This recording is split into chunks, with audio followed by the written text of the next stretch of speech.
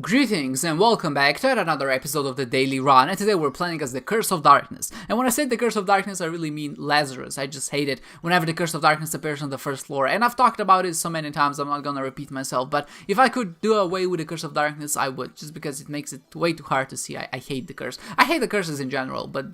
I guess some of them are fine, and some of them at least do challenge you in at least some department. The Curse of Darkness just makes it hard to see, especially if you're blind like I am. But we're playing as Lazarus, and Lazarus doesn't tend to be a character with the most strategic depth, so to say. There's some things, or some tricky and nice things you can do with his passive and reviving as Lazarus too, but honestly the stats you get by doing that are kinda abysmal and not really worth it, so I would never actively recommend just going for that because you want to get a little bit stronger. The only thing that's maybe good is you getting a bit of range and maybe a bit of speed that just allows for a much nicer experience in clearing rooms and just going and backtracking back and forward, and that gives you some of that staying power, but overall it's not anything too spectacular. And if you just stay in Lazarus 1 form for the rest of the game, because maybe you need the health or maybe you have a build which relies on having a lot of health, then that's completely fine as well. But in this particular case, we got the Temperance card on the very first floor, and first of all, I made a mistake. It's not a major mistake, it's not a big mistake, but it's something that could end up biting me in the ass in the future. And what I did is I used the Temperance card right when I got it, and that's always something that you shouldn't do.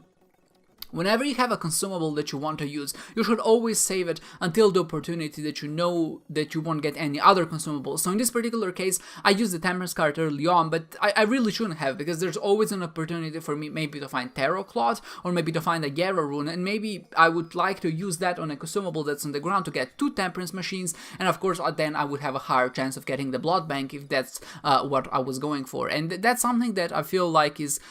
something that I've kind of overlooked in the past, and I've definitely done it a few times, especially with AWAS runes. The same logic applies. If you have an AWAS rune and as soon as you enter the floor you want to use it, it's probably a good idea not to do that, because there's a chance that you're gonna get a Yarrow rune or maybe even a blank rune, and if there is a Yarrow rune hidden in that black rune, you want to have 2 uses of the AWAS rune, just in case if the first one turns to be a crawl space, or maybe you just want to have 2 AWAS runes because you need to go to floors deeper, and that's something that you should keep in mind. So that it was definitely a mistake for me to use it that early on. At least I should have saved it until the end of the floor, but thankfully it didn't pay out, or at least it didn't bite me in the ass too much, because what ended up happening is the first time I played it, so the very first play, gave me the Ivy Bag, and that's exactly what I was going for. And again, very similarly, I was next to a treasure room which had a reroll machine, and why I decided to pop it right next to the treasure room is because I banked on either getting the Ivy Bag and then I would pick up the item that was in the treasure room, which was Revenge Fly, I believe, and if I didn't get it, if I got a Blood Bag, first of all, then I could respawn, pick up the HP, get the speed of course, and I would still have enough money to actually go into that treasure room to reroll whichever item was there, so in this case the Revenge Fly, and maybe I could get something better out of it. But as it turned out, it was kind of the ideal situation. Obviously, it'd been nice for us to get more coins out of the Blood Bank before dying, but then again, we got the Ivy Bag, so I was still able to do it, and we got a HP up from the actual boss. So I decided to pick up the Revenge Fly, because now I have the Ivy Bag, and what you can do is you basically press the spacebar item, you take some of your health away, you get some money, but you also activate Revenge Fly to deal damage to all enemies in the room. And it's honestly a really powerful item. It doesn't deal the most damage, but just because it's homing and it's very strong, it actually does deal with most enemies very efficiently, and just the fact that you can hide behind some rocks where the Revenge Fly is doing its job, it just gives you this staying power and survivability that you wouldn't really have otherwise.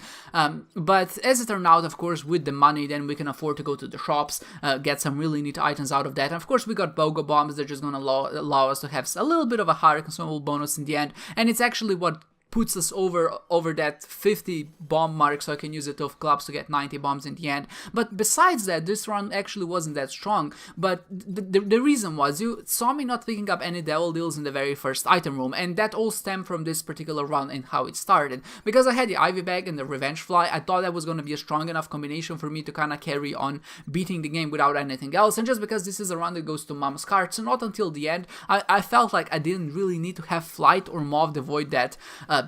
badly, so I just decided to stick with Revenge Fly and thought that's maybe gonna be enough for me to kind of go through this run. And the same logic applies here. I didn't pick up Mom's Knife because I want to preserve my red health containers, because I want to play it as often as possible to get that money, and of course with money then I will get some other things as well. But I think it was a mistake in this particular case, because maybe I overestimated just how much damage a Revenge Fly does, and maybe the other part of it was I had what's it called, the Serpent's Kiss, and the Serpent's Kiss, it just gives you a nice ability to get black hearts back, and then of course I can use the black hearts offensively, as I've used them a few times in this particular playthrough, and that actually did allow me to get to boss rush in time. So it was a strategy which I felt worked very well, but I definitely should have stopped it here and just realized that if I was gonna go to Shoal because I had the Avos rune and there was a pretty good chance of that actually leading me to Shoal, I would need a stronger weapon to survive, because while this is a good loadout and just gives me enough of staying power, the poison damage that I'm gonna get for Serpent Kids is not gonna be enough for this strategy to be sustainable, and also because you're taking one full heart of damage instead of just of a half. Even if I do have the Polaroid, I would still need something else on top of that to actually deal with enemies more efficiently, I guess, maybe is the right way to put it. So I just decided that not decided, but when I think about it, I should have definitely taken Mom's Knife here and kind of rely on that, because first of all, I already have 99 cents and 99 coins, so I don't really need more money, even if I do use it with the Ivy Bag. Sure, you know, it does allow me to have that polar visibility, but if I had the chance between picking of being really weak and just being practically unkillable as opposed to being really strong and being killable, I think I would prefer being strong, because first of all, that will make the run go faster, there would be less room for errors, so I wouldn't get hit as much, but also in the end it would just be a more pleasant experience, and I feel like that's the most important thing that I always look out for whenever I play this daily. So I feel like it was a good strategy up until this point, but I should have definitely taken that Mom's Knife and kind of went on from there. But since I went with it, I decided to stick with it, and you can see me just relying on a strategy using the revenge fly to deal with enemies, especially bosses. It's a really neat strategy all in all, so I can't complain too much about it. At least it was a novel concept, and I know the word novel is something that's maybe a bit overused in some cases, but it was definitely a novel run, and I appreciate every run that can be a little bit different than usual, and you just don't really rely on your tears, but rather you rely on some of the other items that you've gotten, or maybe a combination of those items to make it to really make it pop. But of course, you notice that also because I had the Avos rune here, I decided to bomb it on the very first floor, on the second floor, not the second floor, I found it in the second secret room, and there was the Avos rune right there. I feel like if you didn't do that, and I tend to be a bit more, maybe, frivolous with using my bombs. I guess I'm a bit more spendy with how I use my bombs, and especially on the very first floor, I try to find those secret rooms because I feel like they can hold the keys to the kingdom, essentially. Someone who doesn't find an Avos rune there might end up really behind, but then again, there was a sacrifice room on Womb 2, so in this particular case, it didn't matter too much, but still, you can imagine if there wasn't a sacrifice room there and just going one floor deeper would have definitely been a bigger difference, and I feel like that's something that I need to reiterate, because I know that not everyone is watching these videos, but I feel like it's something that a lot of people should realize when they play these dailies. And essentially,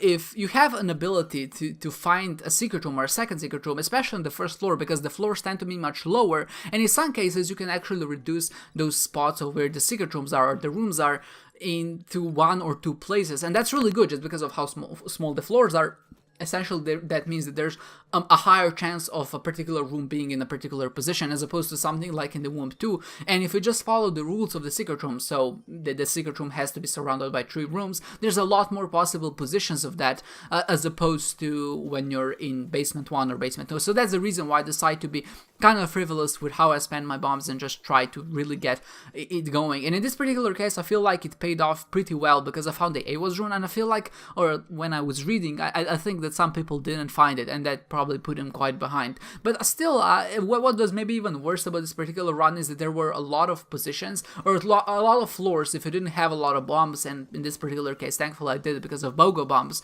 there just wasn't basically enough bombs to find the secret rooms, because they were hidden in very tucked away places, and that's just something that happens with level generation. It's really unpredictable, and there's nothing you can really do about it. But sometimes, you know, when I see a particular room layout, I just know that the secret room has to be there, or at least there's a high chance of the room to be there, and I just place the bomb down, and it just seems like I'm cheating in some cases, or at least maybe if you're not used to it, it seems like I'm cheating, because I'm placing a bomb without not even seeing the other rooms. I don't even know if there's a room around or whatever. I don't even know if it follows the rules, essentially, and I just place the bomb down because I remember it from maybe a different time playing, and that just gives me the edge in some cases. But of course, in this particular case, or at least in this particular run and daily,